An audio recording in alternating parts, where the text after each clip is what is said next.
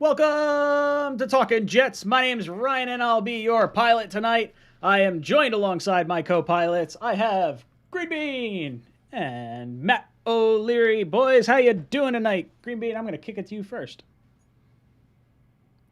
Matt, I'm going to kick it to you first because Green Bean's muted. Doing pretty good. Excited to get into some Jets conversation. I'm ready to hate a former Notre Dame quarterback with all you guys, and yeah, let's get into it. Green Bean, how are you doing? That's okay. We'll talk to Green Bean in just a few minutes. He's still muted.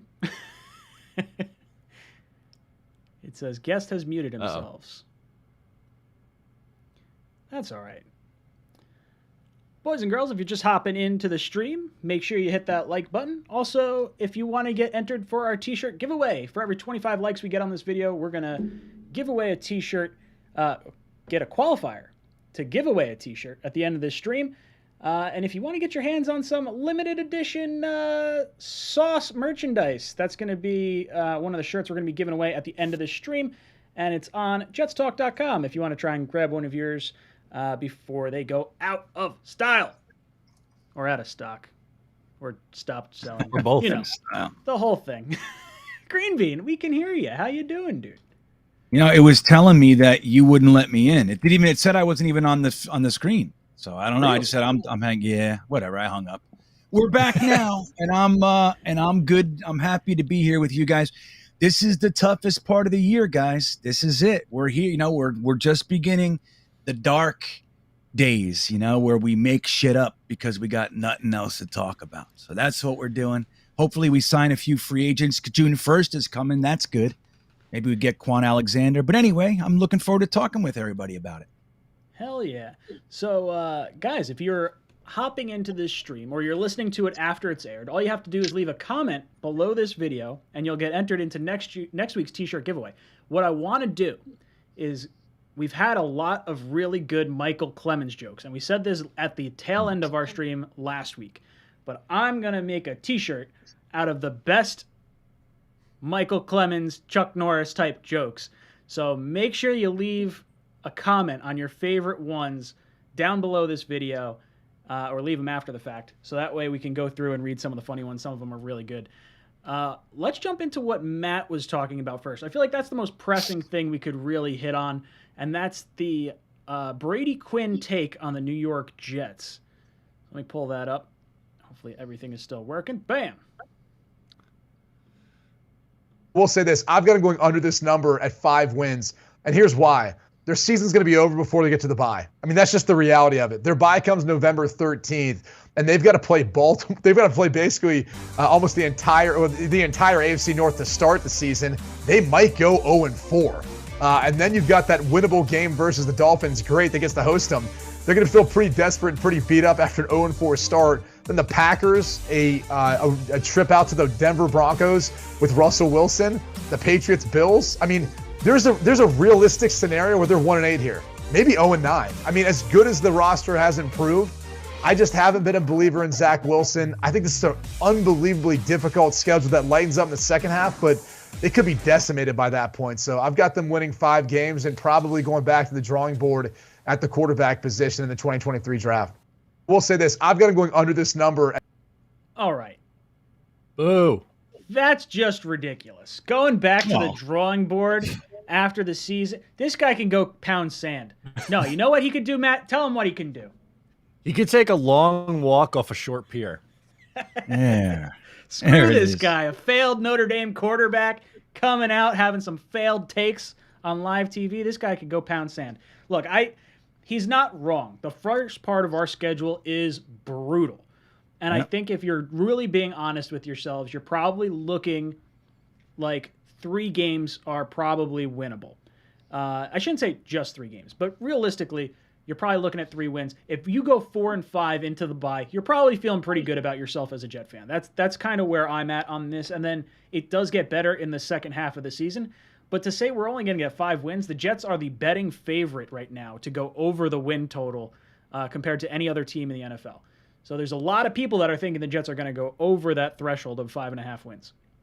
So I guess I want to hear from you guys. Matt, what do you think about Brady Quinn's horrible take? I was kind of I tuned him out. I was kind of just looking at his jawline after a while. I'm jealous. I wish I had a jawline like that. No, but I don't. To me, it's like no better than the people who were in our comments from day one who's just like had something against Zach Wilson and just want to stand by that. I don't know how anyone after 1 year can be either all the way in or all the way out on the kid. I think you could say, hey, he showed some promise at the end of last year. Let's see what he does with a drastically improved offense in a second year with that same offense too, by the way, which I think is going to be a big factor here too. I just think he had this preconceived notion about Zach Wilson and is just riding that out. To me, there was a lot of bias mixed in there. Green Bean, what about you? What'd you feel about Mr. Quinn's comments? Well, first of all, it's going to be hard to go 0-9 when we start 1-0. That's the problem I have. But so I don't know. I'm not the best at math, but it seems like a hurdle. Now, the thing is this is what I find most interesting. In addition to what you said, Ryan, about, or maybe it was Matt, about being out on Wilson, dude, he's you know what I mean? He's going into his second year. We're out. Like, that's it. That's all we get anymore. But that aside, the Jets have been universally lauded for their offseason and the team building and all the things that we've built on top of last year. How does it go from, and we already knew the teams that we were playing before the draft, all this stuff. They put this schedule out and everybody starts with this 1-8, 0-9, 4-win seasons, 5-win seasons. Where does that compute? That doesn't compute to me when you say, oh my God, they killed the draft, they this and that. Last year, Zach Wilson was by and large, outside of Trevor Lawrence, he was the number 1 prospect in the entirety of the draft. Everybody loved him. Well, how does it go from that to this? I don't understand it. Now, that said, I think when you look at that schedule, the NFL didn't do us any favors, man. I mean, let's be real here. That is brutal. You have the entire AFC North. One team made it to the Super Bowl just last year, and they were looked at as the bad team in that division for a long time. The Cleveland Browns are considered Super Bowl caliber roster.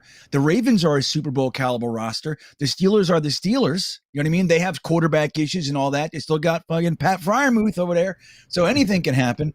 But it's like when you do look at it, then you got the Bills and the Patriots and all that stuff. It is brutal. That said, I don't think the NFL really understands what it is that we're doing over here, or not even the NFL, these guys. And the Jets are going to come out hard. We're going to come out swinging the tight ends, the running backs, the edge. Like, we are coming out mean. And I think we're going to take a lot of teams by surprise. And I think that we're going to be rolling this year. Again, I don't see us going to the Super Bowl or anything, but I think that these guys are way off.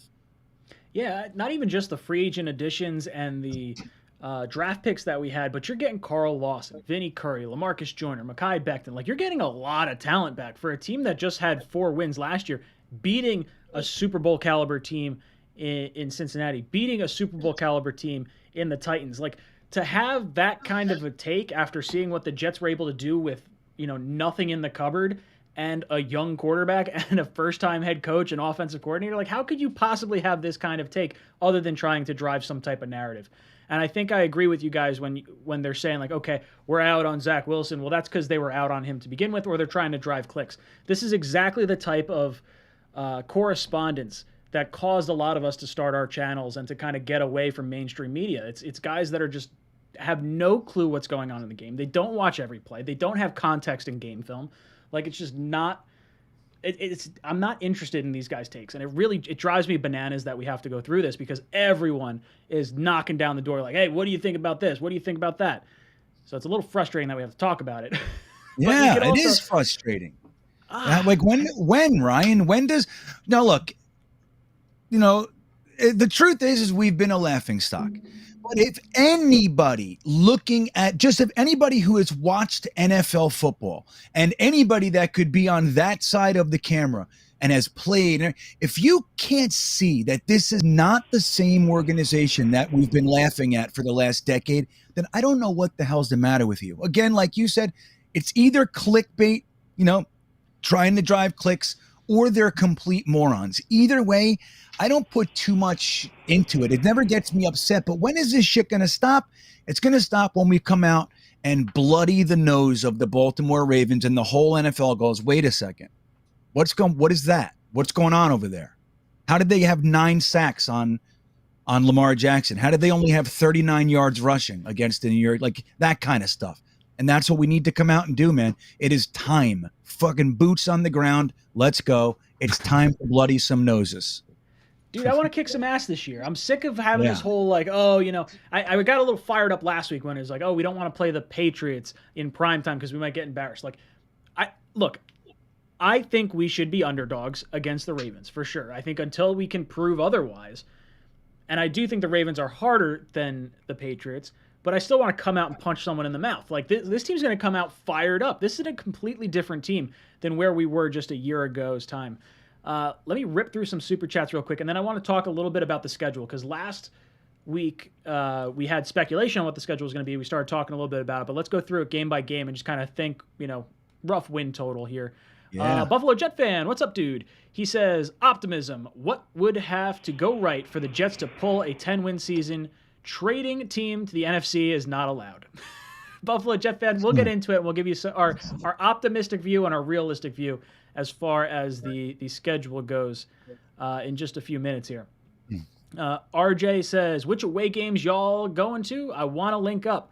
I'm not going to be going to any away games, I don't believe. I'm probably just going to go to the home opener while we still have a bunch of hope and happiness, and then I'll just sit home and make some videos for you guys.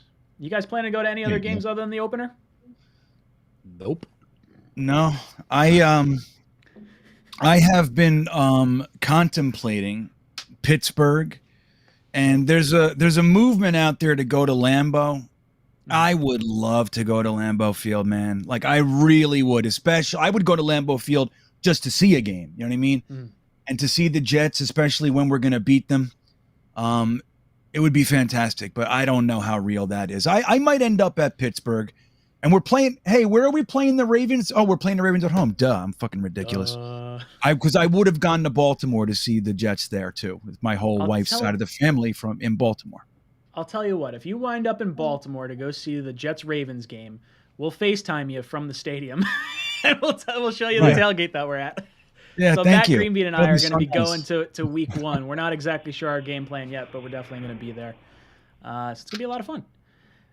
Thomas Cahill says, if Becton and Lawson are healthy equals 10 wins. Ooh. That's a bold statement, and I like it.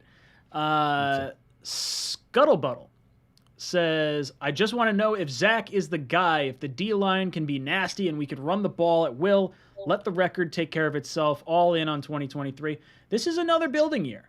Let the guys get some confidence. This is where you want to see that step forward. Everyone across the media landscape for the sophomore quarterbacks is picking Zach Wilson to be the guy that's going to take the big leap. So let's see it happen this year. Gator needs his gat. Says, Jets are going to be the butt of jokes until we prove otherwise. Or until we prove ourselves. No need to get worked up over a lazy take. Gotta start fast, though. Yeah, I think that's important to note because the Jets have been a laughingstock for the last 12 years, right? Since the 2010 championship game, and we need to prove that we can hang with the big boys. We were able to beat Cincinnati. We were able to beat Tennessee. We were able to hang in there with the Tampa Bay Buccaneers. So there's no reason why a team with such little depth last year and was not so top heavy was able to hang with those teams. And now this year with like everything we've added and another year of experience, there's no reason we can't hang with those teams either. Like, this is going to be a competitive season. So I want to go through the schedule. I know Green Bean's thoughts. Week 1 against the Ravens. Are we going to shock the NFL, Matt? I hope so. When I went through and did my win-win, loss-loss game, I had this one as a loss, but I don't think it's going to be a blowout. I think it's going to be a competitive game. I guess I wouldn't be stunned if the Jets won it. I think there's a world where it's possible. My fear is just this Jets linebacker core trying to stop the Ravens rushing attack really scares me, and I think that's going to be the difference in the game. Yeah, that's kind of where I'm at too. When I was doing the win-loss thing, I have my little sheet right here from the other day. I did have the Jets losing this one. I think Lamar Jackson, when he is on, is the hardest player to defend against in the NFL. I think he's really an incredible talent. Now, I'm not as afraid of the arm, but I think the tight ends and I think the running backs and I think the running game, like Matt said, with our linebackers, is going to cause some problems. And until we can prove that we can stop that type of team, I do have this down as a loss. Green Bean, I know you're optimistic. How you feeling? I think, look, I totally get what you guys are saying, but the Ravens are coming off an injury-plagued year themselves where they had a lot of shuffling around, lots of movement, lots of players leaving, lots of new guys in there. We get them week 1. And make no mistake, they are supposed to win by all the standards, all the stuff. The Jets are going to come out. We are ready to compete this year. And this is not a year where it's like, hey, Salah's cutting his teeth and all that kind of stuff. Dude, they're ready to compete. They added the pieces that they want to be able to do what they're going to do. They added the tight ends. They added the running back. They secured the offensive line. They added the defensive linemen. They're going to come out and they're going to punch them so fucking hard in their face. It's going to take them till week 2 to figure out what happened. And that's what I think. I think we're going to beat them by probably a touchdown or maybe even 10 points, and it's going to be a win with finality. That's what I think. That would be putting the entire league on notice. It would. Week 2, we wind up going to the Browns. Now, this is a game that could go one of two ways. Either Deshaun Watson plays, and he hasn't played in 2 years, and the Jets face him week 2, so he could be very rusty, or Deshaun Watson is suspended, and he's not playing in this game at all. I don't really care which one it is. I'll be honest. I had some people kind of upset with me that I said I hope Watson gets suspended next year, but that's for the financial side of things. He took his contract down, so that way the most he can get suspended and fined this year is $1.2 million. I'd like to see him get whacked for the full $50 million next year. And I don't mind playing a quarterback that hasn't played in 2 years, and the last time he played was like a 4-win season. So I'm not overly concerned about it. It's going to be a hard game, and especially if the Jets can't stop the run, that two-headed beast in their backfield is going to be really, really hard. I have this one down as a win/loss for sure, because I don't think Baker's going to play this year for the Browns, and if Watson's suspended, I don't know who they go to for quarterback, and I have faith that the Jets. Yeah, I mean, is it going to be Brissett? Right. I guess Brissett, baby. Yeah. Interesting. Matt, what do you think about the Browns game? I have this as a win, and the reason for it is because I too think Watson's going to be suspended. And if it's Jacoby Brissett, I looked at, and getting ahead here a little bit, but I looked at, of the first 4 games, the Browns with Jacoby Brissett and the Steelers with either Kenny Pickett or Mitch Trubisky, and said if the Jets want to be taken a little bit more seriously and Zach Wilson wants to be the guy, then these are the quarterback matchups that you have to win. I know it's more than just quarterback versus quarterback, but you got to find a way to beat that team. I think Zach should be able to do enough, and I think the defense should be able to play strong enough against lesser quarterbacks in this league. So got to come away with a win in those ones. Green Bean, how are you feeling about the Browns game? I too agree that Deshaun Watson will probably get a suspension, and I think it makes more sense to do it now. Like, he didn't play last year, letting him play, then suspending him the year after. I don't know. I think that they'll probably look to get this under the wall, under the bridge as fast as they can. Now, even if he gets a 2-game suspension, That's where we are. So I think if he does get suspended, obviously we're going to fall right in that little pocket. But even with that, man, as much as I respect Deshaun Watson, as you guys know, that was the quarterback I wanted in that draft. I said that he was probably the best quarterback in the league. Like that final year where he played and where he was heading, I thought that he was just hitting his prime. He was about to like take over the NFL. I think he's got the most talent. I really like that player, man. Like I really do. That said, he hasn't played in so I think that we got a chance, no matter how you slice it, to really catch them before they're settled as well. That said, I don't think he's playing. So I think the thing that people are excluding when they're comparing the Jets to any team is that our quarterback is a legit quarterback, man, and he's going to come out. We've protected him. We've given him the weapons. He settled down. Like he took away the turnovers. It's all there. He just added 6 more pounds of solid beefsteak. Like he's ready to, he's going to come out, and we're going to have a good offense. We got the running game. We got the tight ends. We're going to be the team that dictates to other teams.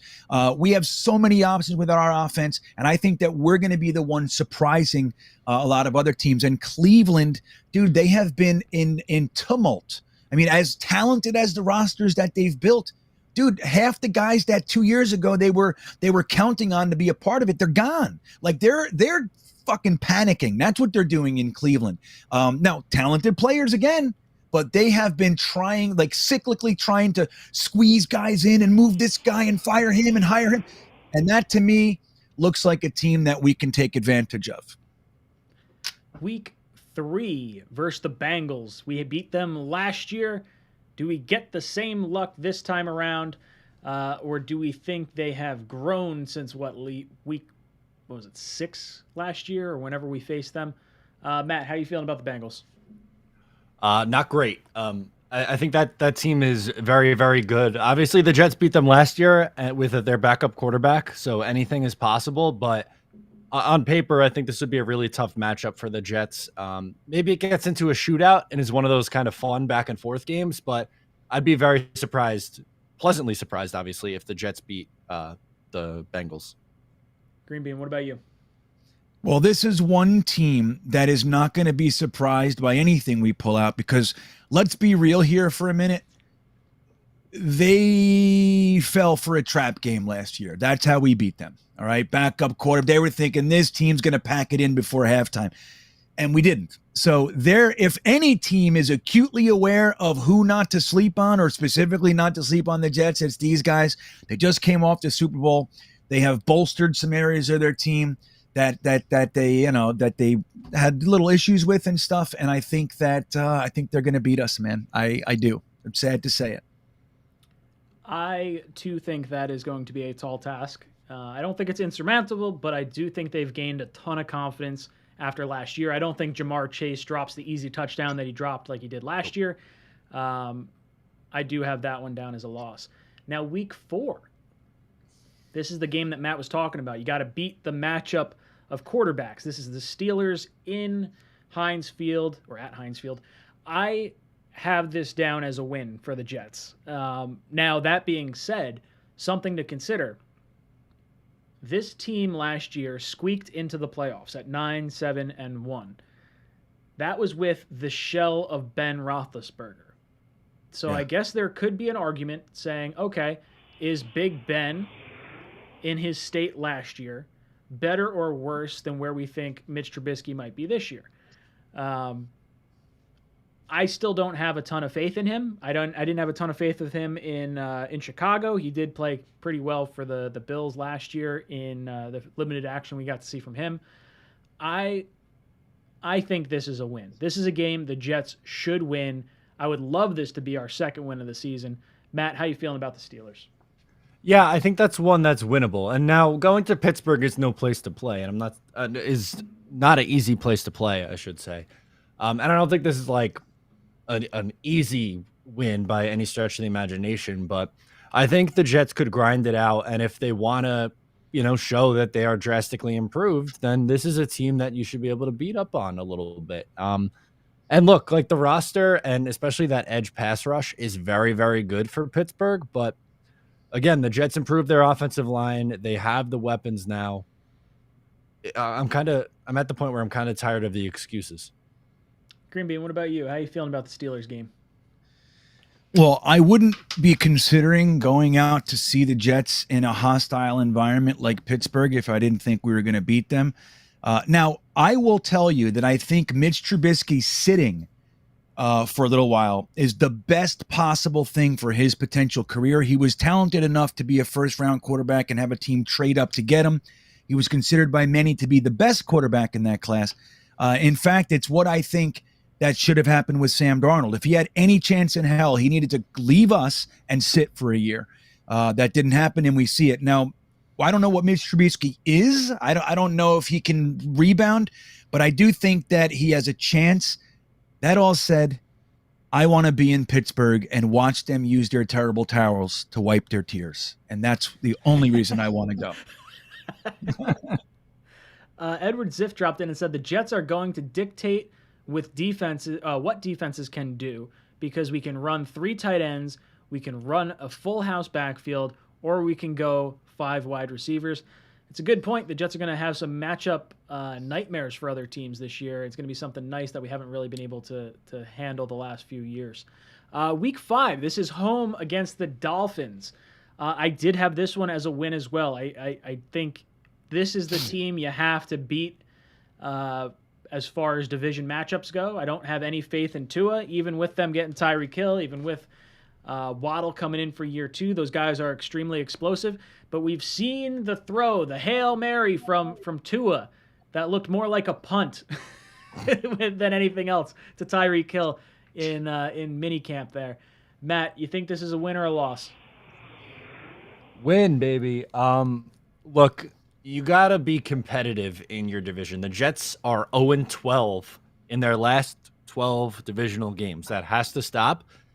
The Miami Dolphins are not significantly better than the Jets, and the Patriots are not the big bad Patriots anymore. There's no reason that you can't split with those teams. Green Bean, how you feeling about the Dolphins? I want to just rewind just a second. I completely spaced. I was trying to think. They have another quarterback that could start. Fucking Kenny Pickett is going to be their starter, I think. Maybe not week 3, but we could be playing Pickett too. Either way, I feel the same way. I saw the comment in the chat by a couple people. I want to just say I still feel the same way about the early version of Pickett's career. So such small hands, has to wear 2 gloves, that kind of stuff. But anyway. We're talking about Miami. Oh, yeah. Yeah, we're sweeping Miami. This is the team, like you, Ryan, last year, you were saying that, we were going to sweep the Patriots. I feel very confident that the Miami Dolphins are going to be the team in our division that we start our wins first, and this year we're going to sweep them. That's what I think. So this is a victory for me. So right now, as Chris mentions right here, hey, if we go 2-2 in the first 4 games, I truly believe we are onto something. If you're following our logic, right now we have the Browns week 2, we have the Steelers week 4, and now we have the Dolphins week 5. That's 3 wins in the first 5 games. That would certainly be a nice thing to see for Jet fans after the last few seasons and the last few Septembers that we've had to go through. Next up, we have the Packers week 6. This one's a kick in the balls for me, and I'll tell you why. The Packers are playing the Giants in London the week before. Generally speaking, after a London game, you get a bye week. The Packers decided to opt out of the bye week and play the Jets instead. That is a sign of disrespect. If there was ever a sign of disrespect, I very much want to stomp the Packers, if at all possible. Yeah. But it's in Lambeau Field. I'm hoping they got some jet lag going on. I don't think their team is that good, I'll be honest. Aside from Rodgers and the running backs, I don't love their team. So I don't know. Yeah. I mean, if the Jets can find a way to stop the run and then maybe play a little bit of ball control offense, you get to see some running, time of possession for the New York Jets. Maybe we can squeak out a win here. I mean, I think we have to be not the favorites in this, the underdog. But what do you think, Matt? Packers.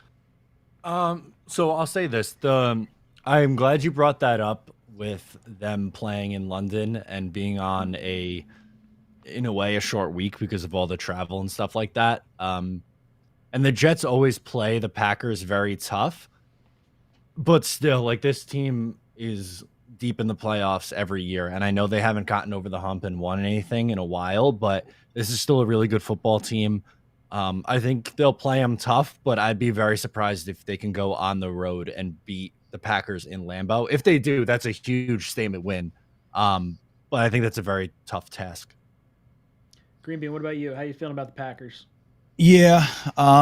Look, I'm going to be rooting for wins, everything. I think that Aaron Rodgers is going to be too much for us.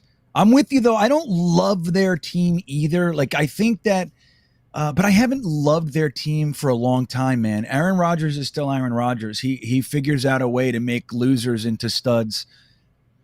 And I think that, sadly, we're going to lose up there in the, engulfed in the atmosphere that is Lambeau Field too. Week 7, we are at the Broncos. I have this down as a loss. I don't think there's any way the Jets come out and go to Denver after getting thumped by Teddy Bridgewater in Denver last year. Now with Russell Wilson, I would be very surprised if this one wound up being a win. Matt, how you feeling about the Broncos? Yeah, not very good. Number one, even without Russell Wilson, Denver is a very tough place to play. The Jets never travel well to the West Coast to begin with, and I mean, they have Russell Wilson now. That is another very, very tall task. Unless this is just an example of Denver completely overlooking the Jets, that's the only way that I think they can get a win here. But I'm going to say loss. That's a tough matchup. Green Bean, what about you? Yeah, you got to say I think this is a loss too. For what Matt said, I mean, you're going into Mile High. It's tough, and they like the same reasons, man. It's just like I see it. They were a very, very, they were a strong team last year, man, and they added Russell Wilson and a few. I can't think of the other guys I like that they added, but I just can't remember. But yeah, I think this is probably a loss. Sad to say. Next up, the division rival Patriots at home in MetLife. I have this one down as a win. I think this is the first time the Jets really, smack the Patriots around. I know there's going to be 7 weeks of game tape on the Jets, and I would say that makes me a little uneasy because Belichick knows how to rattle a young quarterback. But I think the Jets are going to want to make up for what happened last year, and I think they're going to put on a show in MetLife. The day before Halloween, Zach Wilson will not be seeing ghosts. Matt, your thoughts? Ooh, spooky. Good. Yeah. Well done, Ryan. I like that. Yeah, clip it. Bam. Clip it. I think, like I said earlier, man, like with New England and with Miami, the competition level really isn't that far off. You got to find a way to split with these teams, man. You can't go winless in your division every year. It's so annoying. It's so frustrating. I think the Jets could win. I think they have a better shot at home than they do up in New England. So I'll say this is the win of the two. Green Bean, your thoughts on the Patriot game? I am a firm believer that at least 34% of the motivation for building the tight end room like we have this offseason is so we can stick the 2 and 3 tight end set down Bill Belichick's throat. And I think that's exactly what we're going to see. We are going to come out and make them pay for last year's 54-3, whatever bullshit that was. This staff knows. Jets fans cannot watch that again. We should not have to watch that kind of shit. And this is the revenge year, and we're going to make them pay with big, strong, burly, muscled, long-haired Viking tight ends, and we're going to step on their chest on the way to a shellacking. I love it. Week 9, November 6th, Bills come to MetLife. Until we beat Josh Allen, I have to say this is a loss. They're one of the best teams in the entire league. I think they should have been representing the AFC in the Super Bowl last year. I have us losing to the Bills week 9. Matt, your thoughts? Yeah, I have a very hard time believing that the Jets are going to be able to beat the Bills this year. Sure, it's the NFL, crazy things happen, but they just feel like they're going to be a team on a mission. They lost a heartbreaking playoff game last year.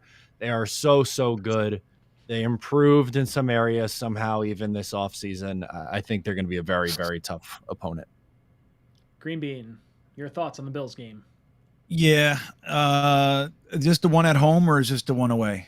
This is the home game for us. Oh, yeah, we're losing that one too. I love how it didn't matter one way or the other. Okay, week 10, we get a bye. This is a nice bye week. This is the perfect time for a young team to get a bye week because now you've faced a gauntlet of really good teams. You get a lot of tape to go over and look at during this 2-week stretch. And then we come out of that. The same thing as last year. We wind up facing the Patriots after a bye week. And if you remember last year, we were playing pretty well until Zach got hit low and got knocked out of the game, and then the wheels kind of fell off. Jets at Patriots, November 20th. I think this is the year we kind of shake off that bye week jinx that we've kind of had, and we're going to sweep the Patriots this year. Ooh, going back at it, are we? Mm-hmm. I like it. Fucking hate the Patriots. I like it. Matt, your thoughts? Okay. I don't think the Jets are sweeping the Patriots, but I will say I will sign up for it because I have them at 2-4 in the division, beating New England once and Miami once. I am good with getting swept by Buffalo and Miami if it means that we can sweep New England. Ooh. So that would be good. But I'm gonna say loss here. Bill Belichick in his home building against a young quarterback is very difficult. Green Bean, you think we have any juice coming out of the bye? 2 weeks to prepare for Belichick? Well, that's what we were talking about last year, and we saw the worst game of the year after the bye. So, yeah, I think we're going to lose. I cannot see us sweeping the Patriots, especially because I have them sweeping the Dolphins. I don't know if we could do that, but I think this is the one we lose. We got to beat them at home, so I think we lose this one. November 27th, Sunday after Thanksgiving, Jets versus Bears in MetLife. This one's a win for me. I think the Bears might be the worst team in the NFL. I don't know. I think they're going to have a top 5 pick this upcoming year. Matt, win-loss versus the Bears. Win. You have to beat Chicago in your home building. There is no excuse there. That'd be catastrophic if they lost that game. I feel bad for Justin Fields because what they're doing to him is criminal in Chicago, but tough shit when they're playing the Jets. You have to win that game. There is no excuse. Green Bean, we beating the Bears? Hell yeah. And I don't feel bad for Justin Fields. I feel bad for Matt O'Leary and Ryan, who had to fucking watch us not give Sam Darnold a damn quarterback coach. That's who I feel bad for. Justin Fields, drive him into the dirt, and let's get a win here. I don't want to hear it. December 4th, Jets at Vikings. That Vikings team is still really good. I don't trust Kirk Cousins, so this could go either way, but I do trust Dalvin Cook, and I don't know. Until the Jets can prove they can stop the run, I have a hard time seeing us preventing him from running. I do think this one's going to wind up being a loss. Matt, Jets-Vikings. This is a 1:00 game, right? It is. Yeah, Kirk Cousins owns the 1:00 window. He lives in it. That's his bread and butter. He loves it. You know what? I'm going to make a comparison here. I think this game is going to be similar to the Packers game from 2018, where it's a little bit of a shootout and it was fun. Okay. So I think the Jets lose, but I think it's a back and forth kind of game. And Zach puts up some numbers because I still think that defense leaves a lot to be desired, but man, do they have some weapons on offense. I would love to see that kind of game. Because it gives us a chance to win as well. If we play that ball control offense, sure. A shootout would be great. I want to see more of that this year. Green Bean, Jets, Vikings. Yeah, I like what Matt said, the shootout idea. I like it. And then I also like Tyler Conklin being fed the ball for the tune of 8 catches for 112 yards kind of thing and 2 touchdowns. And then what I see in my crystal brain is I see Sauce Gardner getting a pick to end the shootout. So we win this game and leave with a W. December 11th, Jets at Bills. I've got a loss here. Matt. Yeah, I don't really have much to add. They are the better team. The Jets kind of hung around a little bit in the final week of the year last year, and maybe they do that again. Just don't get blown out. How about that? Green Bean, Jets at Bills. Yeah, we're losing this one too. December 18th, Jets versus Lions. You gotta win this game. Gotta win. Yep. I don't care about anything they're doing. They just had the number 2 pick in the draft. Jets got to come out victorious here. Matt, your thoughts? 100% agree. I would like to bite Dan Campbell's kneecap straight off his body. How about that? Green Bean, we winning? Yeah, we're beating them. And the thing is that what I want to see, best case scenario, would be for both. Well, let's just stick to the thing. Let's say Jermaine Johnson gets 2 sacks and a couple tackles for a loss, and Aiden Hutchinson is handled handily by one Mekhi Becton all day long. Oh, yeah. That would make me feel oh so good. Week 16, prime time, Thursday night football against the Jaguars at home for the Jets in MetLife. Jets are going to put a beat down on Trevor Lawrence. No way we're coming out of this a loss. Jets win fucking 100-0. Matt, your thoughts? Yeah, Sauce Gardner puts Christian Kirk and his overpaid ass in a blender, and Jets take care of business. Green Bean. Right after Aiden Hutchinson pointed at Mekhi Becton, and then Mekhi Becton pushed him on his ass all day, Josh Allen's going to try to do the same thing, and so is Trayvon Walker is going to come out, and they're going to hope that their number 1 overall pick can help them. Again, a big old fat goose egg where stats are concerned for their edge rushers, and we slap them around in a really fun game where we're dancing and we're having chit chats in the third quarter because we're so loose. That's the game we're going to be watching. Eddie says Clemens once visited the Virgin Islands. They are now just called the Islands. That was good. The shirt. That's a good one. Sorry. I had to take a moment and recognize that. January 1st, Jets going out to Seattle, 4 o'clock game. I have this as a win. We're going to beat up on Blitz Boy. Jets don't travel well to the West Coast, but there's no Russell Wilson out there, and I am not afraid of Drew Lock or Geno Smith. Matt, your thoughts? Geno Smith revenge game. No, I'm kidding. Jets go on the road. They beat them. I know I just said they don't travel well to the West Coast, but I am not afraid of that Seattle team. How great would it be if, like, the Jets, they fleece Seattle, right, in the Jamal Adams trade, and then they beat them down after that with, like, I don't know, Elijah Vera Tucker just pancaking everyone, Garrett Wilson going off for a couple of touchdowns. That would be phenomenal. Oh, man, if we can have Garrett Wilson catch a touchdown over Jamal Adams' head, it would make the intro. It'll be there. That would be the sweetest way to kind of put a little bow on the Jamal Adams trade. The guy that we got for Jamal Adams just burned him to win the game. Oh, my God. I would fall on the ground, cry, and laugh, and cry again. Oh, my God, dude. That's what we need. We need a year where we kind of get rid of all these laughing moments for the Jets and start getting some of these moments back. You know what I mean? Like a Garrett Wilson over Jamal Adams, like a Mekhi Becton pancake and Trayvon Walker and Aiden Hutch. That's what we need. We need some of that stuff going on. This is the year, man. Hell yeah. Week 18, Jets at Dolphins. We going to squish the fish, Matt? I have this one. I had us splitting. I actually had us splitting the Patriot game. I just got a little fired up. So I had us win it both. I did have us losing the Dolphin game at the end just because it was at Dolphins. But this could very well be a win, especially if the Dolphins implode. Like, this might be Tua's last year. Like, this could absolutely, this whole team could go in a blender after this. What are your thoughts, Week 18?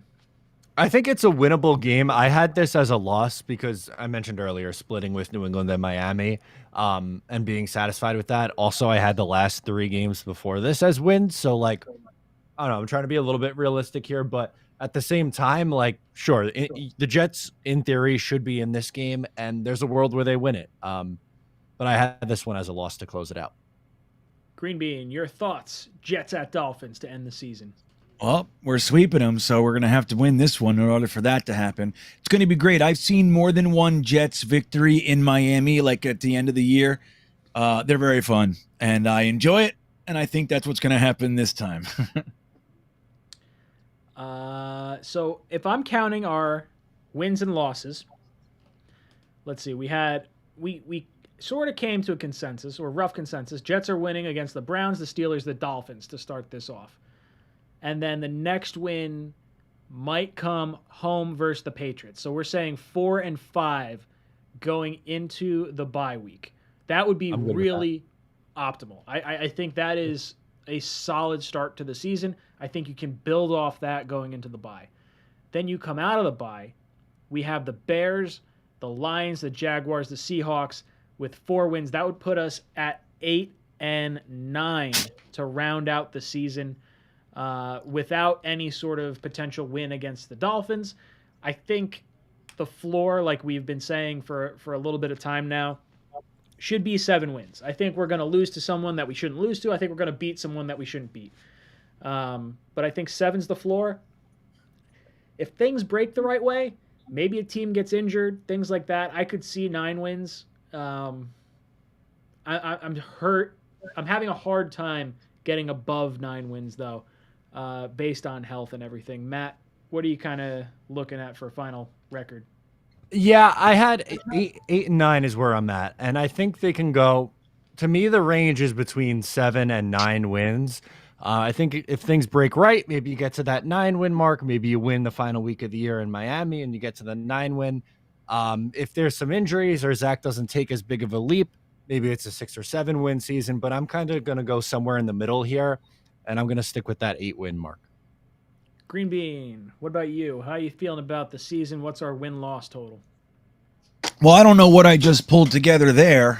Maybe I'm probably in the 11-win range or something. I don't know. But I do think, very similar to what you guys are saying, I think 7 is the floor for us. I know our schedule is tough. I know that, but guys, every year when you're looking at teams in the beginning of the year, there are teams that you think are going to be powerhouses and they crumble. There are teams that you think are going to be shitty, and we have Cinderella stories every single year. The Bengals last year were that story. You know what I mean? So it happens every single year. I think it's still going to be jostled around, and it's not exactly what it looks like to us now. I think that we're probably going to come away with 8 or 9 wins if the ball bounces right. If we can avoid injuries, I think that's possible. If we're injured like we were last year, like losing a whole slew of key players, it's going to be tough. But I do think we have talent, we have depth, and we're built. You know what I mean? Like, we are a team. We have a nice foundation, man, and we can win some games. And I think 8, 9 is probably realistic. So Brady Quinn had us under 5.5 wins. All 3 of us have the over. I did throw $25 down on the over. I know it's not a crazy ton of money, but it's what I had in my DraftKings account, so that's what wound up going into it. I think we're definitely getting over that 5.5 win threshold. Anthony G says, play 1, Jamal Adams gets pancaked by AVT. Play 2, Garrett Wilson catches a touchdown over Jamal. ... Love. Hey, the Jets are beating your Ravens, by the way. Oh, yeah. I love it. Talking smack to the wife behind the camera. She laughs at me because she knows. Like, she just knows she's like, yep, keep dreaming, you fucking loser. You know, that's what it's like over here. She knows. You support me? She said she'll give me hot cocoa after we lose. It's all right. I'll be at the game. Drunk. I'm going to start drinking again. We'll hand her the tissues after they lose. Right. That's what we'll do.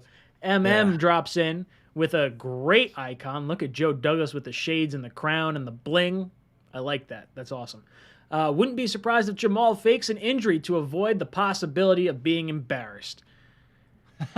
Screw that guy. Gabe says 16-0. 17-0.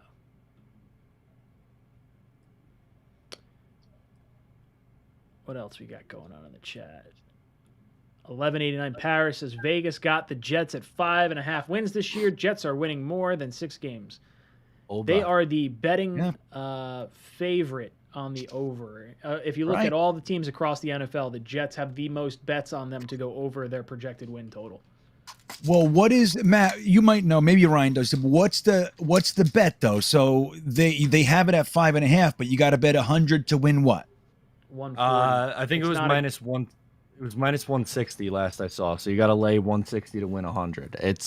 The odds are, I don't know. I feel like they should just move the line. They should move it up to 6.5. I think obviously they wouldn't get as many bets on one side. I think it would be more split at that point. But to me, 6.5 feels like a more realistic number than 5.5 does. Yeah, I would agree. I'm pulling up my account now. So what is it? It is, I got it at minus 145. So yeah, really I got it not around great. 140. I bet 25. I win 42. So not ideal. Yeah, Paris, go ahead, put some money on it. That's the thing, man. You guys know I don't bet. I don't gamble anymore. But to putting up 160 to win 100 on the Jets. No, I don't know. The Jets, look, I have many gambler friends. I had bookies in my family. I had guys that break your fucking fingers in my family, all that kind of stuff. And they would always say, you never bet on the Jets. It's back to when I was a teenager. You never bet the Jets. They'll ruin your day every time. Dude, so that's scary. I used to run a pick'em pool, and every week, the one consistent pick, I will always pick the Jets to lose. Statistically speaking, I'm going to be right when it all shakes out. So, like, you know what? I hope for the win. If we get the loss, then I get the victory in the pick'em. If we get the win, I don't care about the pick'em, and we get the win. I'm excited. So, I feel you there. Hennessy Heisman says, fellas, we doing a tailgate week 1 or what? We absolutely will. Just a matter of where we're going and what we're doing. But we're definitely going to be there. I know we were talking to Richie. He's going to be there. Blewett's going to be there. We got a whole lot going on. Yeah, I told you guys, I'm bringing booze. I'm bringing fucking single malt. Right, Matt? That's what I was drinking earlier. I was drinking Jefferson's small batch. Oh, very nice. Very nice. I'm a Scotch guy, though. I like it over from Scotch. Bourbons get me. I don't know. I'm a Scotch guy. I'm not Scotch monster. I'm not like a liquor person or like a heavy booze. Like, I'll have beer because I know if I drink too much beer, I could just yak it up. I'm not gonna like get alcohol poisoning and like tap out. I don't know how to control myself when I'm drinking the heavy stuff. That's when Ryan winds up on a bar top with no pants on. Right? Did you see my drink of the summer video today, Ryan? I did not. What is it? Okay. So, have you ever heard of Deep Eddy vodka? Oh, absolutely. Yeah. So they have a sweet tea flavor, and it's if you mix it with lemonade, the drink of the summer. Well, I mean, it's essentially it's a John Daly is the alcoholic version of an Arnold Palmer, but yeah, it's the Deep Eddy sweet tea vodka mixed with lemonade. Phenomenal. I didn't realize that's what that was called because they have the spiked Arnold Palmer now. They actually like sell that in a can.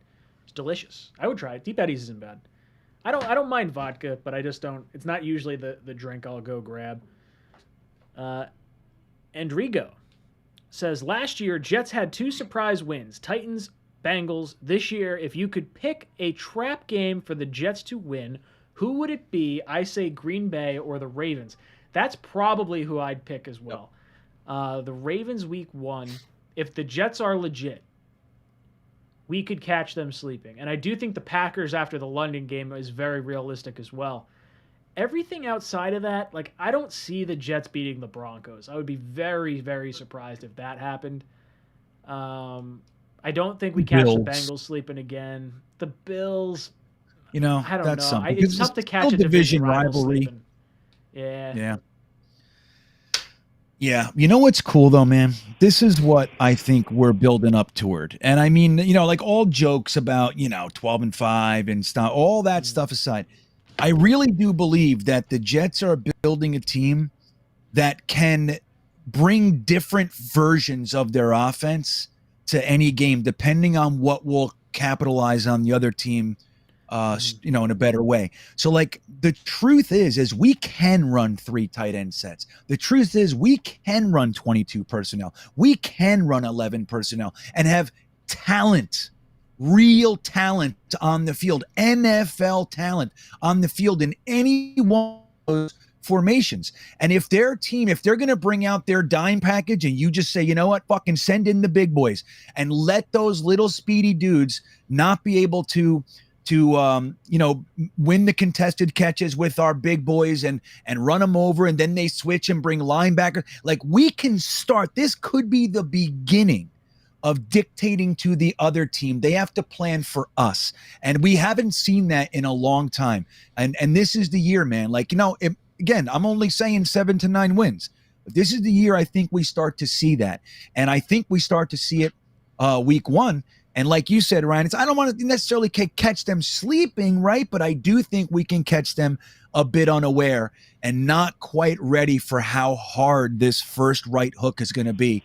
And that will put everybody on notice. And I think this is the year that we start to see our offense. Zach, to me, I mean, obviously he's the crux, right? If Zach sucks, none of this happens. If Zach can play, which I happen to believe he can, and I wasn't even the Zach Wilson guy coming out. I like him. If that kid can play, we have the horses, man. And we're going to start to see it this year. And that's why I think we're going to win these games. So do you think Green Bay and the Ravens would be the 2 sleeper games that we get, or do you think it's a different combo? Yeah, no, I like that. I think that's a good, well, I mean, I think a lot of people aren't expecting us to beat the Steelers, but that's a little bit more realistic. But I think, Green Bay, the Ravens is a big one. Yeah, I'll go with those 2. Yeah, I think that's a good mix right there. Matt, what about you? You think these are the 2 teams the Jets could sneak by? Yeah, I think so. And every year it feels like they win games that that they're not supposed to, and then they lose games they're also not supposed to. But these are both good answers. Number 1, week 1, anything could happen. And then with Green Bay, we talked about it already. They're going to be out in London the week before. Kind of a short week for them. The Jets always, whether they're at home or on the road, play Green Bay tough. Remember in 2014, that disaster of a season, the Jets got out to a huge lead in that game and then ended up blowing it with Geno Smith at quarterback. But like it goes to show you that no matter who is on this Jets roster or how bad they are, they always play them tough. So I guess it wouldn't be that crazy. Kyroon says Buffalo 66, great film about bad betting. LOL. I've never heard of it. Have either one of you guys seen this movie? No. What is it? Buffalo 66? Buffalo 66. No, I never saw that one. Is it about Buffalo, or is it about the town, or? He says it's about bad betting. Oh, bad betting. Right. It says it right there. In Buffalo? The town? It'd be weird if it wasn't. No, the Wings. No, I never heard of that one. Johnny P says the one thing that is true of every NFL season is that there will be 5 to 7 new teams in the playoffs, bad to good, good to bad. We will be one of those. Yeah, every year. No one expected the Bengals to be in the playoffs, let alone make the Super Bowl. If you're looking at teams that could make that jump into the playoffs, I would think the Jets are one of those teams. The only issue is that we're in the AFC, and I think that's the biggest hurdle because of the strength of that entire conference. I don't know. If I was looking at if you had to pick a team, Matt, is there a team that you think you could look at and say that might be a team that could squeak into the playoffs based on a bad season? Or maybe give me a good team that you think might be bad and a bad team that you think might be good this year. Cardinals is a team that I think is due for a regression, just with Yep. all the dramatics that have been going this past year. Team, well, like the Broncos are going to be a team that wasn't really that good. If the Browns make the playoffs, that would count because they didn't last year. Same with the Ravens. They missed the playoffs, but they're always kind of good. So I don't know if that counts, but like, I don't know if there was a team who was picking like top 5 that's going to go on this unbelievable run and get in. I think it might just be some of those teams who are kind of like middling that either got an elite quarterback like Denver or Cleveland, or their quarterback got healthy with Lamar Jackson. Yeah, if I'm looking at, I mean, just running through the top 10 right now, Jacksonville, no. Lions, no.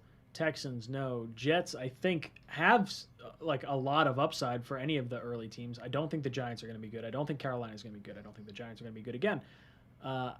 Atlanta, I think, is going to be bad.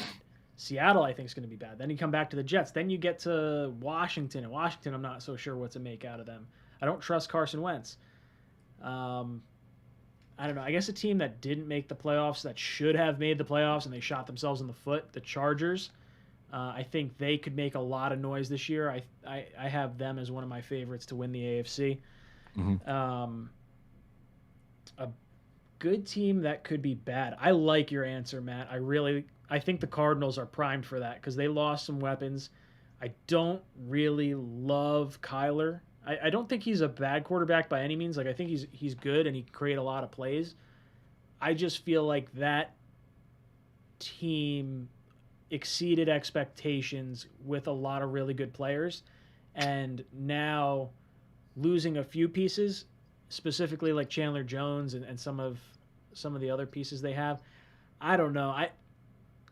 That feels like a team that might implode. I shouldn't say like lose a lot of games, but like there's something there with Kyler, and I don't know if it's just the contract or if there's something, maybe he doesn't like the coaching staff, or he's been put in an amazing situation basically every year that he's been there. They've surrounded him with talent, and he still seems like he's unhappy.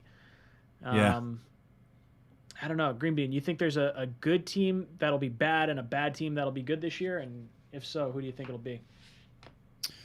I like the Cardinals, just to say that. I think that's a good one. I think, if they don't make something happen this year, that team might be primed for a little bit of a fracturing, maybe breaking it up a little bit, especially with Marcus May's agent running the show over there. That's Kyler Murray's agent. You see, does it sound familiar? Sound familiar, everybody? It's the agent. So I think that's a good one. But what about like the Patriots? Are they not considered a good team anymore? Like, you know what I mean? Like they made it to the playoffs again last year. The only time they haven't was during the COVID year. I mean, they're definitely not the Tom Brady's of the world, the Tom Brady Patriots. But what about them, like getting their first losing record or something like that? That could be interesting, man. Seeing them kind of fall from grace and then watch the Patriot fans start to consume themselves and turn on each other in defense, or turning on Bill Belichick, in defense of or in attacking Bill Belichick. I think it could be an interesting scenario up there if the Patriots all of a sudden, not only are they not dominant like with Tom Brady, but now they're losing games that they should, by many people's eyes, win. And they start that whole shit. That'd be fun. Yeah, that would be fantastic. That's what I really hope happens. I think there is a greater chance that the Jets wind up second best in the division than it is that the Jets go under 5 wins, like Brady Quinn was saying. Like, to me, the AFC East is so wide open outside of the Bills. Like, Bills are going to win the division, but Miami, New England, and the Jets, it's so up for grabs. We look at how many players the Patriots got back from the COVID list last year. I think they had a league high like 15 players that opted out to COVID. It was like 25% of the overall COVID list. I think there were 60 guys that opted out. And you look at how much money they spent, and you look at records after teams spend record amounts in free agency, the record after the season that they get those guys. The first season winds up being pretty good. The second one, not so much. So I do think you're right, Green Bean. I think they could come crashing down, and I don't think it's entirely like unreasonable to think that. I don't know. What do you guys think? Do you think there's a higher chance the Jets sneak into second place in the East, or that they go under 5.5 wins? Matt, I'll start with you. I think they're more likely to be sneaking into second place than they are to be under 5.5. Like, I don't know, something really wrong is going to have to happen for them to hit that. Like, Zach Wilson's going to have to stay exactly what he was as a rookie, and there's going to have to be a lot of injuries. And you know what? I'm not banking on that. I think he takes, even if it's not a massive step forward, even if he just takes a marginal to average step forward, I think he should be good enough to where they are, again, right around that 7 or 8 win mark.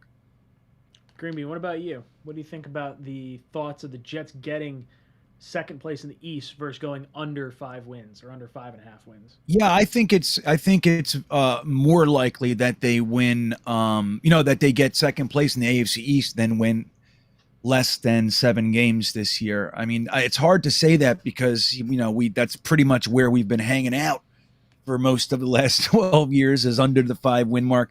But I think that it's less likely right now. Dude, we're being built too well. Now, again, injuries and all that, like, that's my biggest fear this year. I just want to see a healthy team and see what these guys can actually do. I'm so sick of the injury excuse, and I'd like to see it go by the wayside. So, yeah, that's what I think. I wanted to say, too, what about the Bills, man? What if we find out that Brian Daboll was the brains? Dude, they promoted Ken Dorsey, who was, he's not necessarily the most well thought of guy. I mean, he's been there a minute, but I don't know. What if Brian Daboll is the fucking brains behind the operation over there, and we find out that his leaving is huge? What about the Bills slipping a little bit? Think that's possible? So that's who I wanted. Like, before we were on the Saleh train, I wanted Brian Daboll to be our head coach. I wanted Ken Dorsey to be our offensive coordinator. So that was kind of where I was going with that. I think he'll be fine. I think that's an established team that knows exactly what they're doing. I don't think Daboll makes everything click the way McDaniels made everything click for New England. Like, I think Mac Jones losing his offensive coordinator year 2 and losing a top 4 guard and them, like, replacing him with, like, a 3rd round graded Cole Strange in the 1st round, I think that's going to have more of an impact than Daboll leaving Buffalo. Matt, what are your thoughts on the Daboll leaving Buffalo kind of thing? I still think they're just too talented as a whole for it to be that much of an impact. Maybe their offense starts a little bit slow. Maybe they lose a game they're not supposed to earlier in the year, and that becomes a little bit of a story. But I really would be stunned if that's the case. I feel like this team's on a mission to run through the AFC. Interesting. I think they're gonna suck. How's that grab you? I'm now on that train. It just started. I really hope so. I'm in. That'd make me happy. I like it. Red John drops in with a super chat. That was a great show, by the way. I can't think of what the name of it is off the top of my head right now, but I just watched it last year, the entire series. Really good. He says, teams change from year to year. Will beat at least 2 of the so-called unbeatables.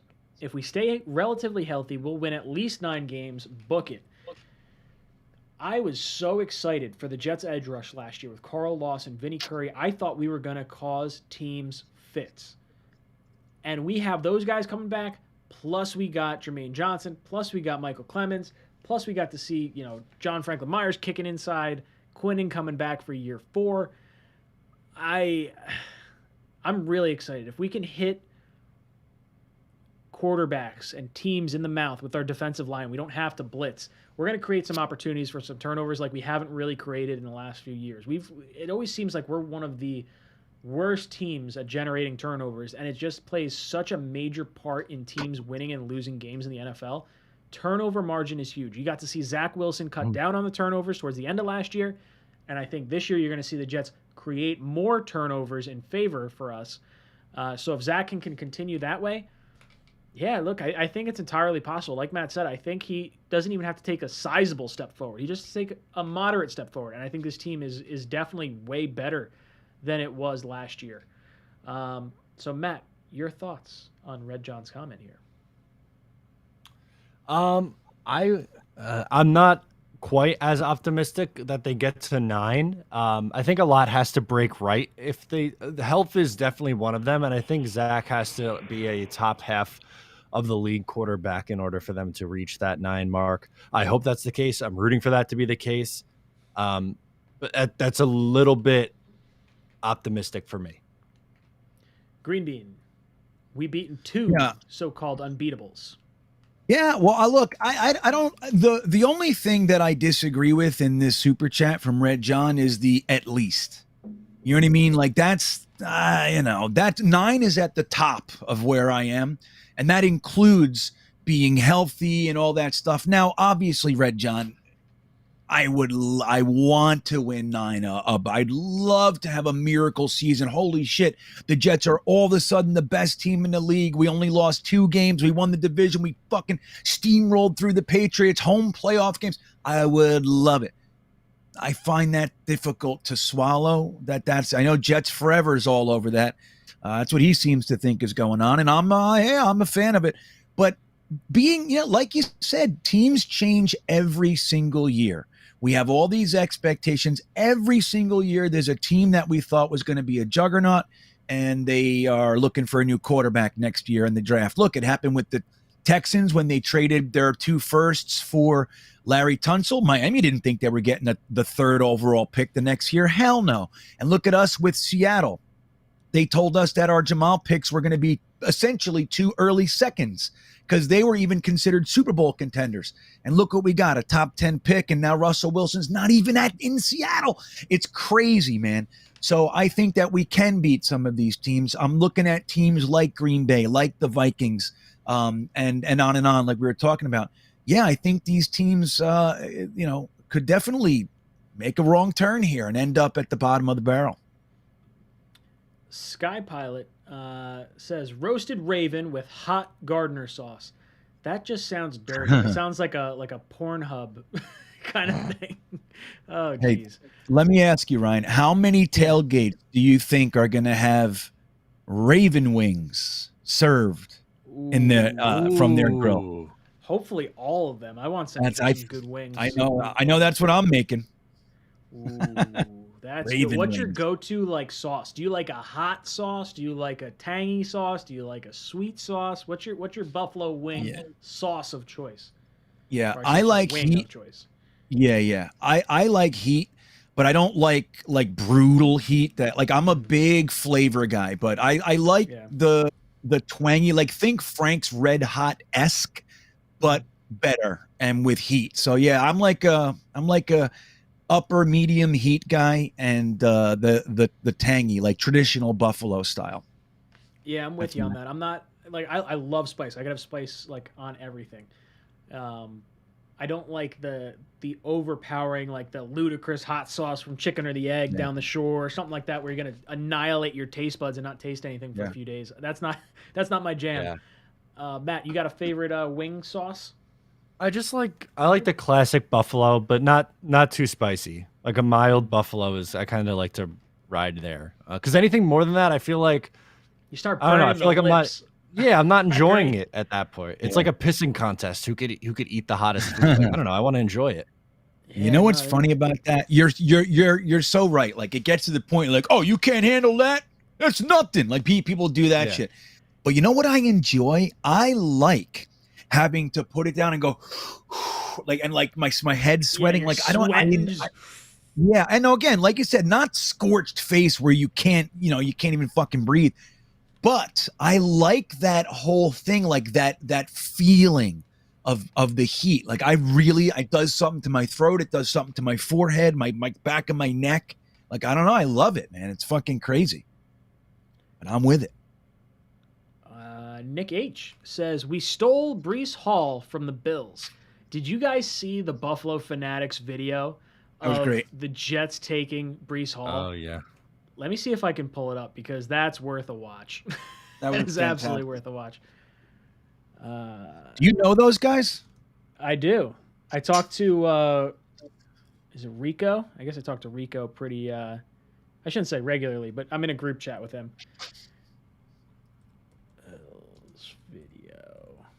Yeah, they got a pretty good Bills channel over there. Oh, here it is. This is fantastic. If you guys have not seen this video, it's gonna make you smile. Yeah, it's good. All right. He was one of the best ever. Son of a. No, you didn't. God damn it. Did they? Son of a. They didn't. Well, the Knights were. Sure did. God damn it. Fuck off, man. To the Jets, too, no less, you know. Yo. Come on, man. God damn it, man. Yo, this is why I told people take the running back in the 25th. These don't let. Son Yo, of I a don't want to cut. bitch. I'm cussing. I don't want to cut. Nah, And now we gotta play against him twice a year too, and if he winds up being good, that's gonna really piss me the hell off. But Rico, think about it. Oh, A don't. lot of these corners have been, you know what I'm saying? A lot of these corners have fallen, right? So you probably could have had Hall and one of those corners later on. Oh, that doesn't make you feel better. Sorry. This is why I've been telling these cats, man. These running backs, we can get him in the fourth. We can't because guys like this guy didn't get picked, and now he's gonna be a menace, man. A goddamn Jet, no less. Son of a. Like, come on, man. Being sitting on you, I'm gonna be so pissed if we do nothing. We don't pick a running back and we say, you know what, we're gonna rock with Zach Moss, we're gonna rock with Devin Singletary. We could. Giants just traded up to go to Atlanta. The freaking Jets, man. Why the Jets? Man, we could have took Brees and chilled. There's a lot of damn good corners that the Bills know how to develop these DBs, man. They know how to do it. That's what we do. You have a head coach that is known for that. Damn, man. What a draft for the Jets. Unbelievable, man. I don't like Kevin's face right now. I don't like Kevin's I'm face. not happy about it. It's the Jets. I'm just saying. Here comes a fucking Atlanta Falcons. They're going to grab Walker right now. Like, you guys don't get it. These Bills fans don't get it, man. If you watch the run game, we struggled. You had a quarterback that ran for 763 yards. Who does that, man? It's not normal. 4.7 yards per carry. Thank you, Kevin. 4.7 yards on 6 carries. Like, okay, good for you. I got to get over it. I'll tell you, there's a lot of love for Cook in the chat. Yeah. Yeah, there's a lot of love for Cook. Like, yeah. Oh Great. my god, dude, it was so funny. So funny. Yeah, that was pure crying. I mean, look, and if anybody knows what it's like to have to go through those scenarios while people are staring at you, it's us. But that's when it's tough, man. That's like me and O'Leary for the first until they traded up and picked 26. We didn't know what was going on.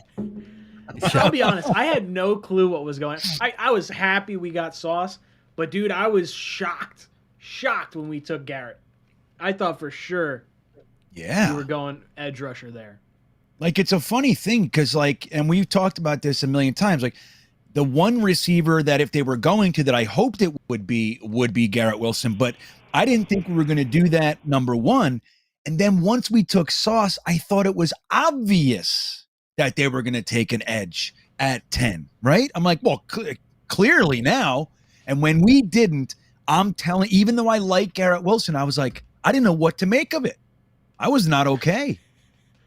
Dude, Not all right. It's like we were creating excuses for the Jets not to take an edge rusher again. It was like, oh no.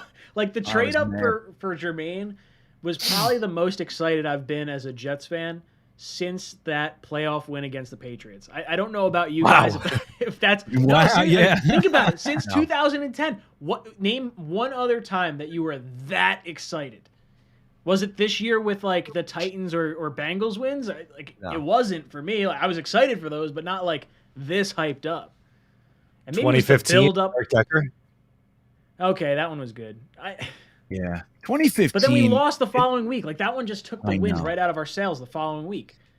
It's so unfortunate that they didn't get, like, I mean, even if they got to the playoffs and lost, like, it's just so unfortunate that they died on the doorstep of Rex Ryan 3-13 Bills. Like it's just Oh, because dude, it sucked. Because that was a fun year, man. Yeah, it was. And that game was so ridiculous too, because I remember Rex just going for it on like 4th and 7 and like all these ridiculous 4th downs. Like any other team, they're punting and the Jets have a shot. And it just went so overboard. But yeah, dude, I'm serious. I really think that was the most hyped up I've been since like jumping up and down, losing my mind against the Patriots. Although, to Matt's point, the Decker touchdown in overtime, that was incredible. I just wish Epic. it ended differently. Like I don't know. Who are we playing? I I shouldn't get don't this even hyped. know if I know which play that is. Which one is that? That was in overtime when we had Against New England. against New England. Yeah, New England? Oh, it yeah. was so good. It was That's so good. right. Oh, wait. Wasn't that the game where they messed up the coin toss?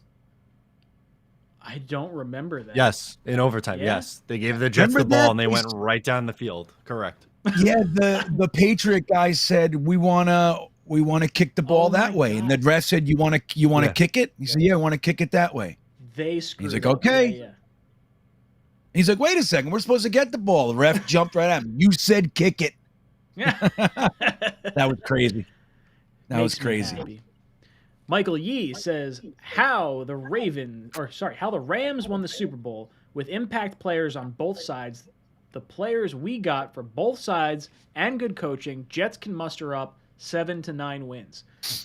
This team has so many weapons. If we want to beat you on the ground, we have the horses to do it. If we want to beat you through the air, as long as Zach Wilson can get the ball to our guys, they can do it. Our offensive line is going to give them the time. We should have a top 15 offensive line. Our tight ends, we have at least 2 guys that are starting caliber tight ends and one developmental guy that we're all really high on in Jeremy Ruckert. So there's going to be a lot of opportunities for the Jets to dictate matchups. And on the defensive side, I think you've upgraded your entire defensive line just by getting some guys back healthy, in addition to adding guys like Jermaine Johnson and Michael Clemens. Now, cornerback-wise, you're talking about your starting cornerbacks playing as backups now. Now you bring in Sauce, you bring in DJ Reed, you add Whitehead, you bring back Joyner. Like, this defense is going to be way better than it was last year. Our offense is going to be way better than it was last year. And honestly, our kicking, we got Greg the Leg Zuerlein. We haven't even really talked about that. This guy could be a way big addition to the kicking unit than what we've had over the course of the last few years. Our biggest weakness is one that we've kind of had for the last 2 or 3 years when Mosley went out and, we didn't really have the depth. And I think it's that linebacker core. And if we can't stop the run, or we get into, situations where guys are dropping balls and we're not getting first downs, and now all of a sudden we're keeping our defense on the field too long, that's really the issue I see. If we can play ball control offense and we can stop the run, Jets are going to be in a lot of games this year. Matt, your thoughts? Yeah, I think they should be more competitive. And that's the thing. If you're getting blown out, you have absolutely no chance, which I know you're going to say, isn't that obvious? But in some of these games, let's say there's a mistake, I don't know, a dropped snap on a punt and you get the ball in good field position. If you're only down by 1 score, that could change an entire game. But that stuff wouldn't even matter because the Jets would be down by 25. So I don't know. I think, yeah, maybe if a couple things break their way, they absolutely could. And I'm really excited to see this 2022 team, especially if they stay healthy. I think there's a lot to really like.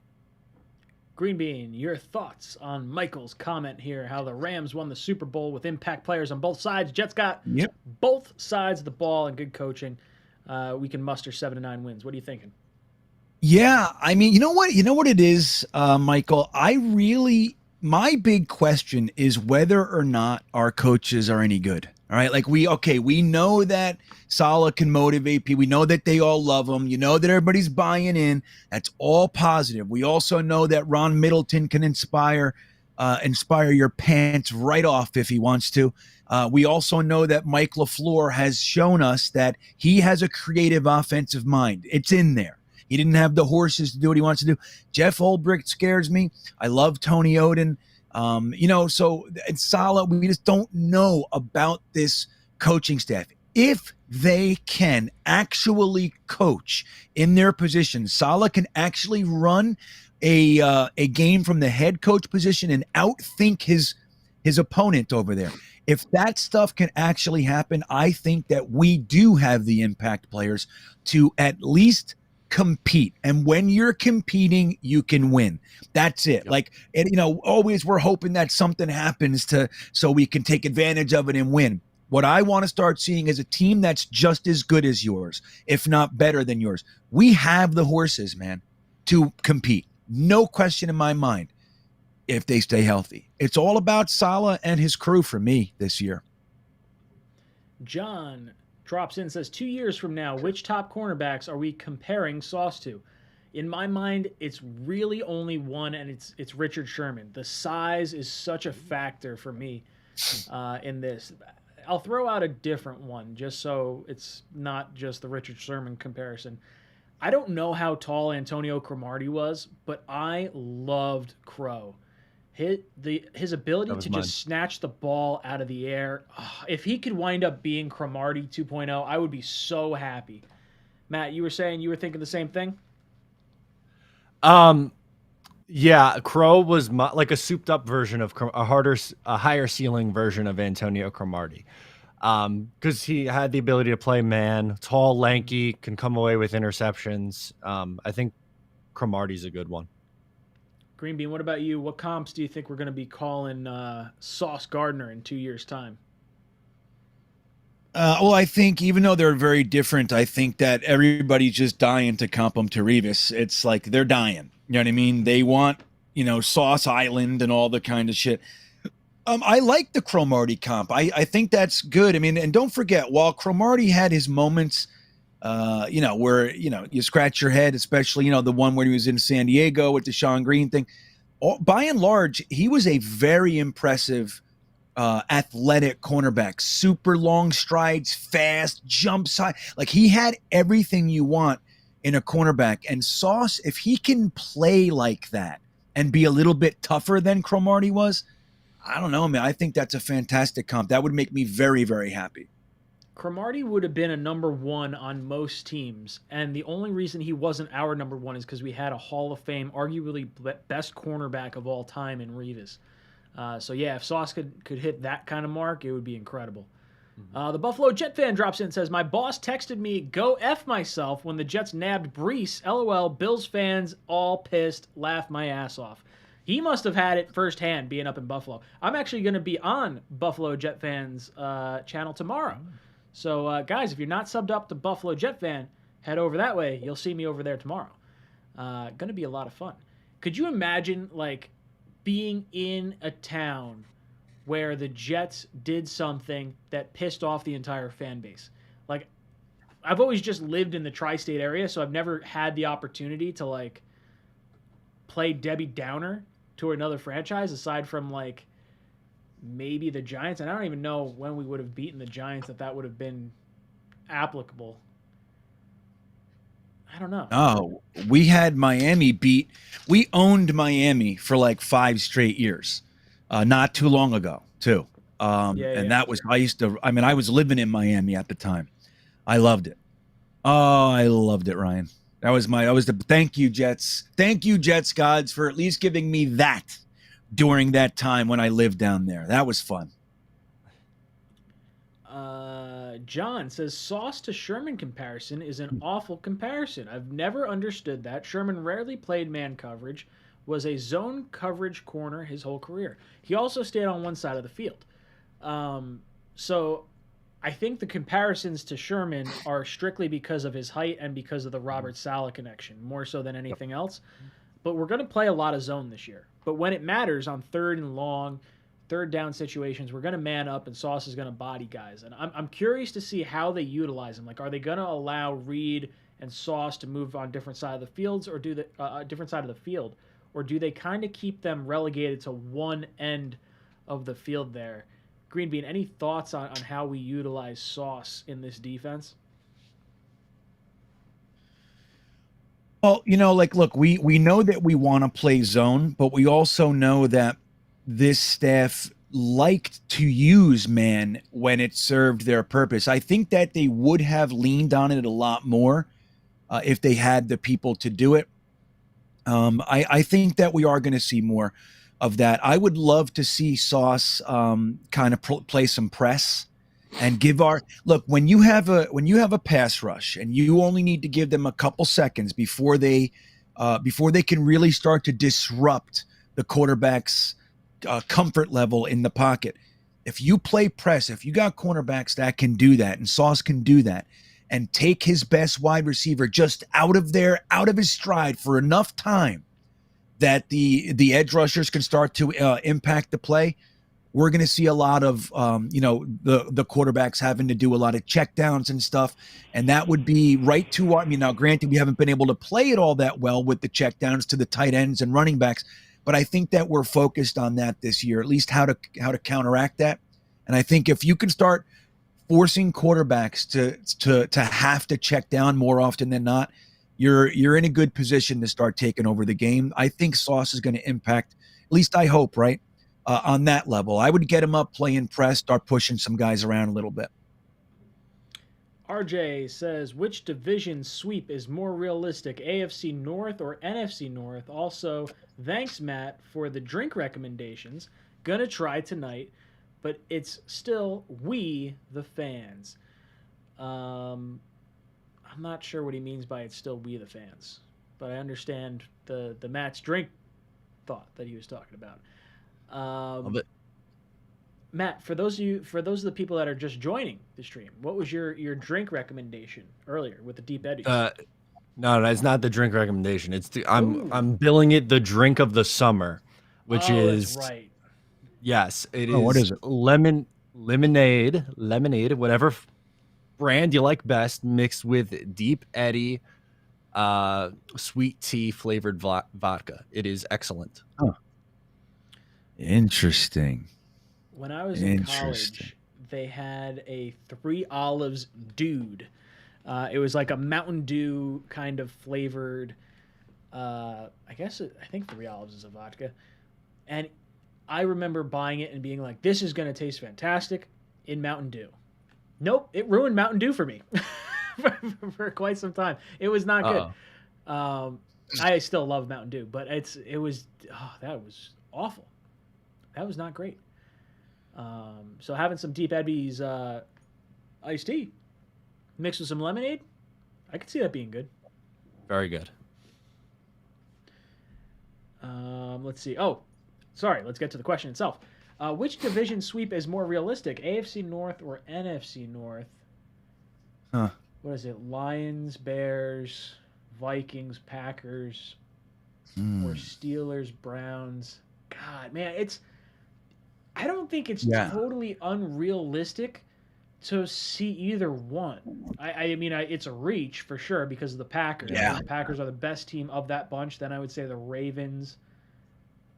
Then probably the Bengals and the Vikings. I have more faith in the Jets sweeping the NFC North, I think, because of the London game with the Packers just before our game with the Packers. Because I think we can beat Fields. I think we can beat the Lions. And I don't trust Kirk Cousins to be a great quarterback. I like their team, though. That's what's tough for me. I would say the North. Oh, but if Watson doesn't play, man, I have no idea. This is a tough one. Green Bean, help me out with this. I don't think it's likely that we sweep either one. I think that's the problem. That's the obstacle here. I will say this. I like what you just said about the Packers, but I also think another positive way to look at this could be we happen to be getting the AFC North 4 games in a row to start the season. Mm-hmm. That could theoretically be when we're the healthiest, when we're the most upbeat, when we're the most hopeful, all that sort of stuff. Maybe we get these teams all in a row. Cleveland doesn't have Deshaun Watson. The Ravens don't know what to expect. The Bengals are scared because we're 2-0, and the Steelers suck. So Pat Freiermuth and Najee Harris they can't do enough to stop our team and our offense from keeping them off the field. And Maybe it's the best. Again, I don't think it's likely. I really don't. But when you look at it as how it could possibly happen, maybe the fact that we're playing them to open the season gives us a little bit more of an advantage and a possibility to do that.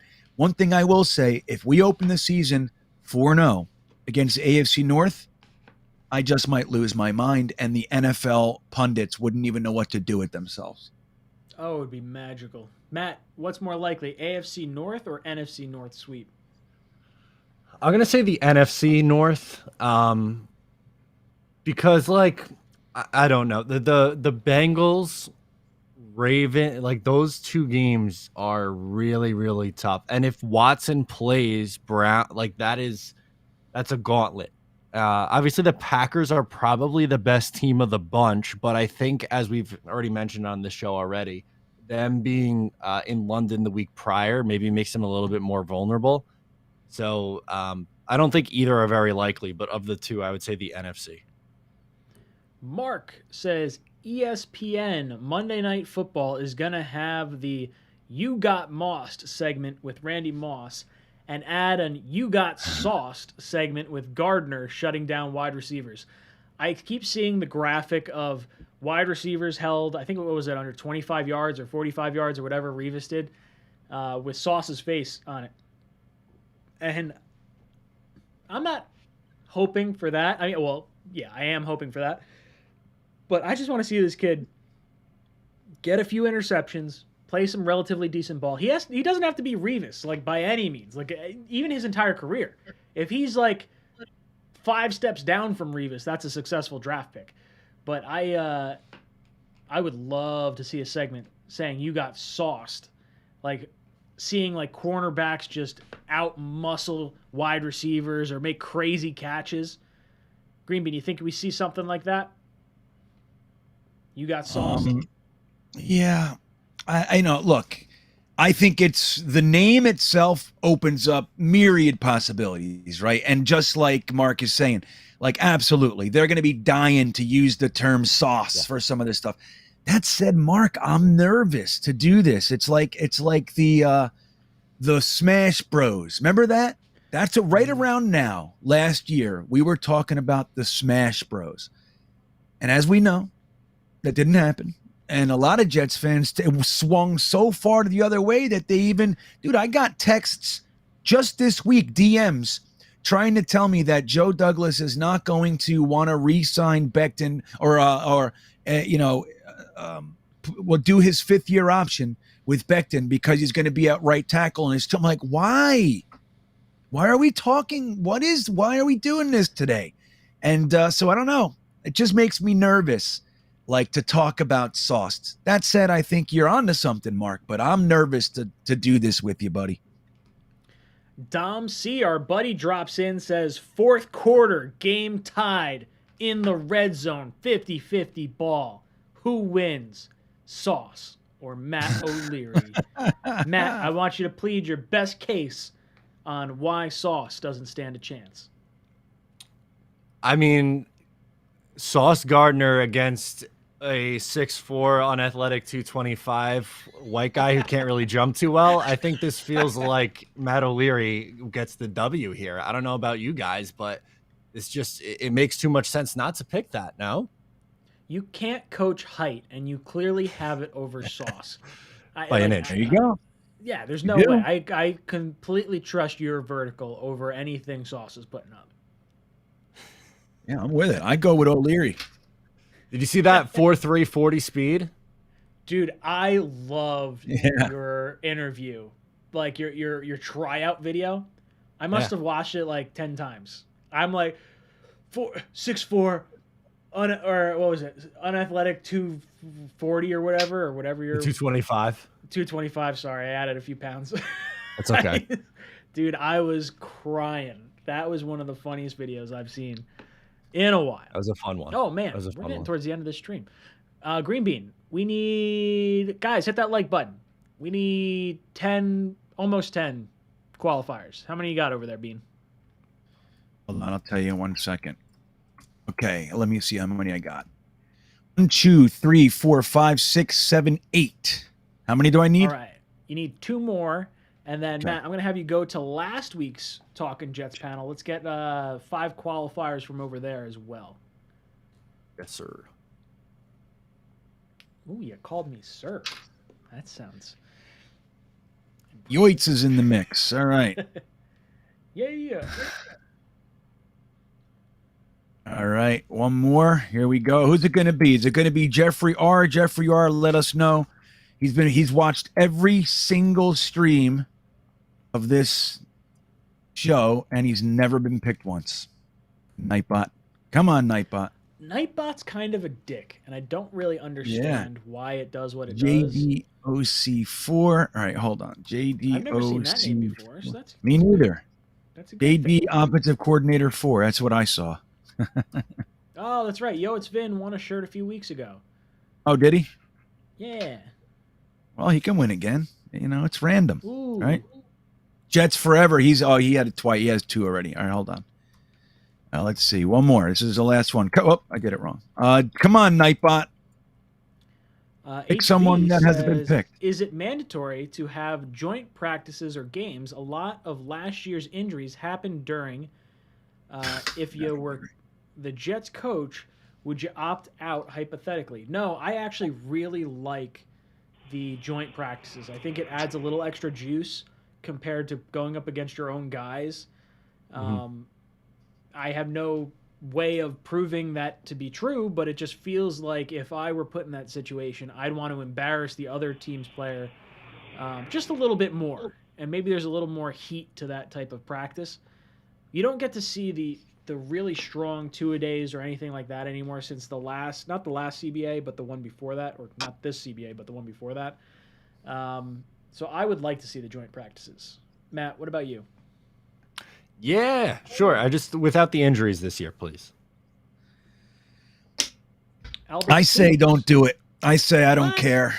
What? Yeah, I mean, look, I like it too. I'm just saying, man, like, why travel? Why do it? Just keep your guys in the building, keep them safe, keep them wrapped in a little blankie, and let's not get anybody hurt. I don't give a fuck if they practice once before the season. Just sit there, learn in the classroom. I want to start the season with my team. That's all I care about. If joint practices give us any if it raises the potential of getting injuries, don't do it. Don't do it. Hey, we lost Carl Lawson in Green Bay last year. I hated it. New Jersey just legalized marijuana this past year, so if they start having joint practices, it's going to be way too slow going on. Oh, hey-oh. Albert Sue says, our front is solid. Can you talk second-level defense? Yeah, if you can get to the second level of the defense with our offensive line and our strong play at guards, like because now we have AVT coming back for year 2, and you have a top-level guard in Laken Tomlinson. If you can get to that second level, you peel off. You're going to start getting like chunk runs that are 7 yards, 8 yards. Now you're getting 2nd and 3, 2nd and 2, and then you can really, really create some chaos there for the defense. I would love to see that. D. Santana says our whole season rides on that first 4 games and the injury bug. What do you guys think? Also, the opposing team injury list. Yeah, I'm hoping more teams we face are far more injured than what we were last year and the last 3 years.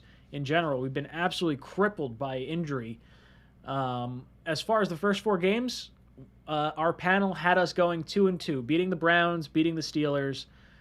Green Bean had us beating the Ravens, so who knows? Maybe 3-1 would be amazing. Yeah, right on. I'm ready for you. Hold on, I got one more. Aaron celebrates 14 months of membership. He says, can't wait to watch the Snoopy Bowl this year. They took away the Snoopy Bowl. They don't actually call it the Snoopy Bowl anymore because I guess Snoopy's no longer the mascot of MetLife, I think is that right? My understanding of that. Yeah. Oh. I still call it the Snoopy Bowl. AM says no joints during practice, only edibles. He didn't say only edibles. That was me. That was an ad lib. Oh, okay. That was good. Very all right. smooth.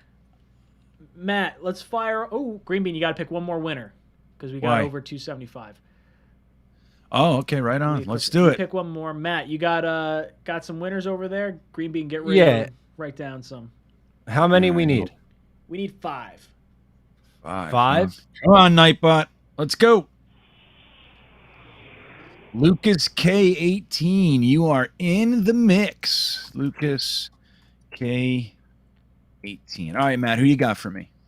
First one. This is an all-time name if I've ever seen one. Biggest Dickus. How do you spell that? Biggest, wait. Big Us? Big Gus, all one word, space, Dick Us. BIGGUS or Yeah. BIGUS? GG. GG, double G. Yeah. Gotcha. Okay. Yeah. Biggest Dickus. Okay, I love it. Let's go. Vito 89. Okay. All right, Vito, you're in the party, buddy. All right. Champster. Not Champster. Champstar 9669. 69. Good number. Everybody loves it. Except my wife. That was a joke. Wow. It was just too wide open. That's all right. Teed it up. Teed it up. Oh, hello. Yeah, Young it's too easy. Stench has to make the list here because that is also a great YouTube name. It is. That's very good. All right, who we got? We need one more, and we'll go taps any button. Ooh, that's a good one. I like Taps. He's a good dude. He's usually in the chat. I didn't see him today though. Yeah. I don't know if I saw him today either. Right. Okay. All right, Guys, I'm if you ready. want to get entered into next week's t-shirt giveaway, all you got to do is leave a Michael Clemens joke in the comment section. I'm going to create a shirt using all the best ones, so make sure you drop it down there. All right. I was going to do rock, paper, scissors, but that's wrong. Odds are I even. could say, though, before you do this, there's only 296 likes. We got 467. Theoretically, we could add 4 more names right now. Ooh, if guys you think you guys- could do that? Or Let's what see is if it? you could do it. Something like Let's get us If up you guys- can you get us up to Right. 400? You guys have the power. Only if you like Got us. the If power. you don't like us, clearly, don't hit the like button then. We got Yeah, right. That's funny. Don't hit the like button, everybody. It'll go brrrr. So, guys, if you haven't hit the like button, now's the time. And for every 25, we add another winner to the mix, candidate anyway, and you guys can win some awesome shirts, dude. This is fantastic. Let's go hit that like button. We're at 317. Look at all you guys. There's over 130 of you that haven't hit it yet. Let's go. We can do it. We can do it. We can do it. Do it. That didn't work out so well. I had big plans for that chant. Didn't work. you got at least one more qualifier. I would say go for Okay. 2 more because I think we'll eclipse the 325 mark. All right. Let's see. Keep it going, guys. We're gonna do this thing. We're gonna get it up, and more of you can be included into the contest here. John, look at that. Straight up. We're gonna call him Manny straight up Romano. John. Manny Romano celebrates 16 months of membership to the channel. Says, "Are you guys going to the home opener? ? Meetup ? Oh, yeah. Ugh. Yeah, we'll be Sorry there. for the podcast people listening to that belch. No, I know. They're like, what the hell's going on there? I can't see what's going on. Yeah, we are going to be there week 1. Just a matter of where we're going to wind up being, but we will be there. All right, guys, hit the like button. Come on, we're cruising. We're almost at another one. See, 13 more likes, and then we're up above 350. Yeah, Jeffrey R says Nightbot needs to be reprogrammed. Nightbot's I a real know, jerk. I gotta find a new moderator bot.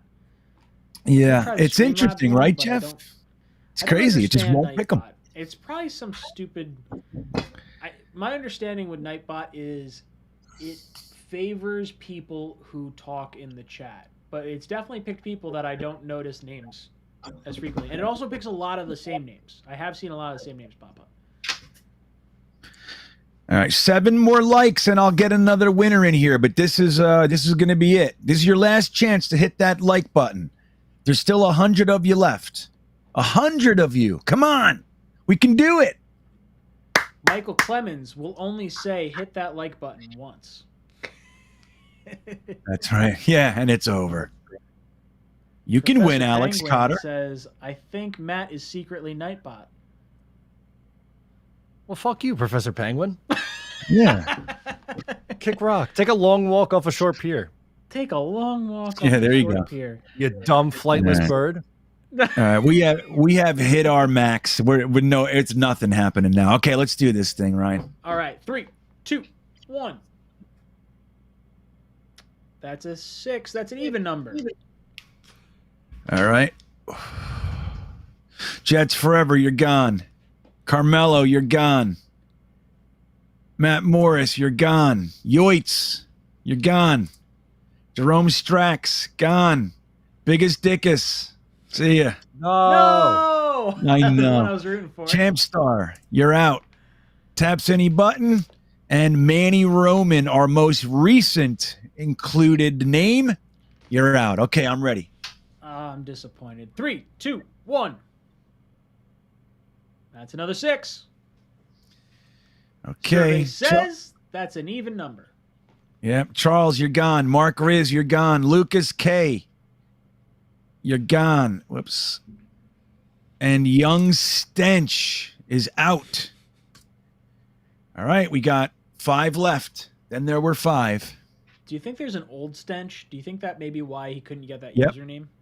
That's his dad. I'd like to believe so. 3, Yeah. 2, 1. Oh, I thought we were getting another 6. That's an even number. That's an odd number. Okay, 5. good. All right. Jose Corniel, you're gone. JDOC4, you're gone. You're done, I mean. And John is done. We are 2. It's Emanon and Vito89.